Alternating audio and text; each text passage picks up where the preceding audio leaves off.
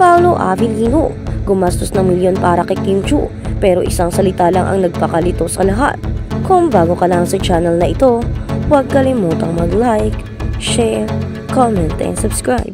Sa mundo ng showbiz, madalas nating makita ang mga magkasintahan na pinapalakas ang relasyon nila sa pamamagitan ng mga galante at mamahaling regalo.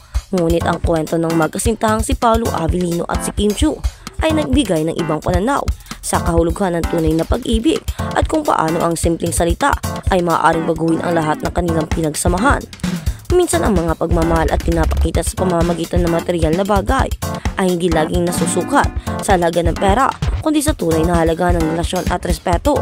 Si Paolo Avellino ay isang sikat na aktor na kilala, hindi lamang sa kanyang galing sa pag-arte, kundi pati na rin sa pagiging bukas at mapagmahal sa kanyang pamilya at mga kaibigan. Ay hindi tumigil sa pagpapakita ng pagmamahal kay Kim Chiu. Isa sa mga pinagkawalang kalaban-laban na ugali ni Paolo ay ang kanyang kakayahang maglaan ng malaking halaga para lang masiguro na masaya ang kanyang kasintahan. Kaya naman ang maghanap si Kim ng isang mahalagang bagay na matagal na pinangapangarap nito. Si Paolo ay walang pag-alinlangan na bilhin ito, isang kwintas na magkakahalaga ng milyon-milyon. Ayon sa ilang ulat, ang kwintas na binili ni Paolo ay hindi lamang isang alahas. Ito ay simbolo ng pagmamahal at malasakit sa kanyang ibinuhos kay Kim.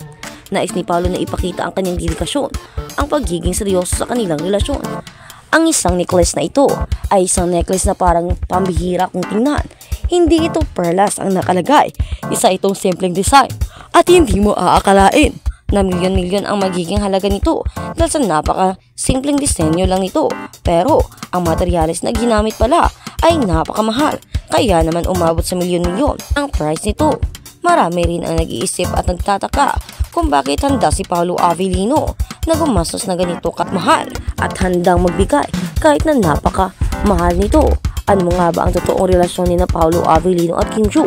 Bakit handa si Paolo na ibigay ang lahat para sa dalaga kung hindi pa man sila? Ano kaya diba? Marami na ngayon ang nagtataka at hindi buhat akalain at hindi matanggap na bakit ganito kahalaga kay Paolo si Kim kung hindi naman niya ito girlfriend at kung hindi naman niya ito nililigawan, diba? Bakit may parigalo-regalo pang ganyan? Bakit todo effort?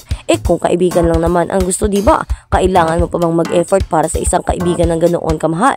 Oo sana, pero iba talaga dahil babae at lalaki sila at nagro-rumor silang may something at makikita mo naman sa kanilang mga mata na talagang doon ang passion at pagmamahal. Kaya naman marami ngayon ang nagtataka kung paano at bakit ganoon ang nangyari, diba?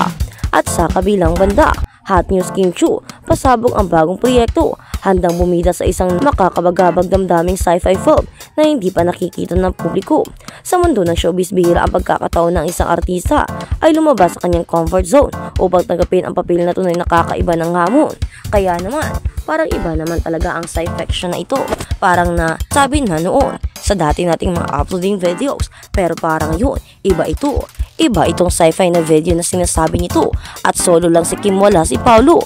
Totoo kaya ang haka-haka na kinuna ng mga advertisement si Paolo Avellino or pinapahinga na muna si Paolo Avellino dahil nga sa kanyang pagsagot at pakikipag-away doon sa mga nakaraang issue na napapabalita. Kaya naman ang tanong ng karamihan, ano kaya ang totoo sa likod ng mga issue ito? Ano kaya ang totoo sa likod ng kamera? Marami rin kasi ang nagtataka at marami rin ang nag-iisip kung bakit solo lang si Kim. Kadalasan naman diba magkasama silang dalawa at kung ito man lang ang nakasulat sa script, pwede namang adjustan, diba? Kaya naman napakahirap din intindihin at napakahirap tanggapin. Parang hindi simpleng bagay lang ang nagiging dahilan kung bakit hindi na magkasama si Paolo at Kim. Totoo kaya ang haka-haka na tinanggalan siya o totoo kaya ang haka-haka na may alitan sila ni Kim? Kaya naman ngayon, sobrang nakapagtataka na dahil hindi natin alam kung ano at sino ang paniniwalaan natin dahil sa mga milyon-milyon at mga 100 videos na lumalabas na hindi natin malaman kung alin dito ang nasasabi ng totoo at alin sa kanila ang hindi.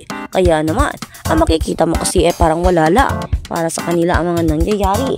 Kaya naman, marami ngayon sa mga fans ang nagtataka at nag-aantay na sana ay magpaliwanag silang dalawa kung ano nga ba ang tunay na relasyon nila at kung totoo ba ang mga issue iyon para hindi na sila mabahala, lalo na ang mga Kim Pao fans na sa ngayon ay hindi na matahimik at parang gusto na talaga silang sugurin para tanungin sa tunay na estado ng kanilang relasyon.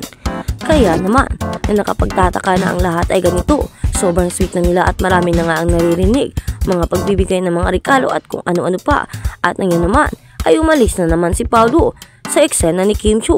Kaya naman parang iba na to, parang hindi na ito makakatutuhanan at parang may something na dalaga. Ang tanong ngayon, ano kaya ang naging dahilan kung bakit wala na si Paolo at hindi nakasama ni Kim Chiu sa pelikulang gaganapin pagkatapos ng kanilang pelikulang The Alibi? Parang sinabi naman diba na nasta pero ngayon ay kinontinue ang kanilang shooting at mga scenes. Pero ang tanong, bakit si Kim Chiu lang ang gaganap sa isang project pagkatapos ng kanilang The Alibi? Ano kaya ang dahilan? Totoo ba kaya again ang mga haka-haka? Ano kaya ang sinabi ni Paolo at bakit ngayon sobrang galit na? Kaya nga bang bitawan si Paolo Avellino ng kanilang management or kayang ipaglaban? Ano kaya ang totoo diba? At sa kabilang banda, Kim Chiu, sobrang napakabait, kaya pa rin makahulubilo sa kanyang mga fans kahit na may sakit. Parang iba talaga ang naging aura ni Kim Chiu at ang kanyang kabaitan. Kahit na mawala ng energetic ito, hindi na ito nagiging energetic dahil nga diba may pinagdadaanan at parang may sakit. Kaya naman, parang nasa mood pa rin siya na makipag-usap sa kanyang mga fans. Niyayaka pa rin niya ang mga ito at tandang makapag-picture. Ito talaga yung pagkakaiba ng ugali ni Kim sa ibang artista. Hindi marunong si Kim tumulak, hindi marunong tumanggi, laging on the game. Ayaw niyang masaktan ang kanyang mga fans na siyang karapat-dapat na suportahan, diba? Dahil kung wala ang kanilang mga fans, ay wala din sila. At yun ang palaging sinasabi ni Kim. Talaga namang sobrang bait niya. Talaga namang hindi siya makalimot sa kanyang mga nakaraan at sa mga tao sumusuporta sa kanya. Talaga namang kahanga-hanga at talaga namang karapat-dapat si Kim na suportahan at mahalin. Kaya naman sana ay suportahan natin siya. Pero ang tanong, asa na nga ba si Paolo Avellino?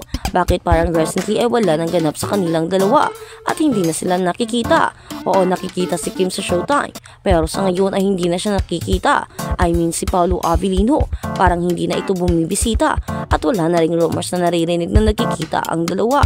At parehong naririnig namin ay umuwi na si Kim Chiu straight to their house from the work. Kaya naman parang nakapagtataka, parang may something talaga. Totoo bang nililigawan pa ni Paolo si Kim?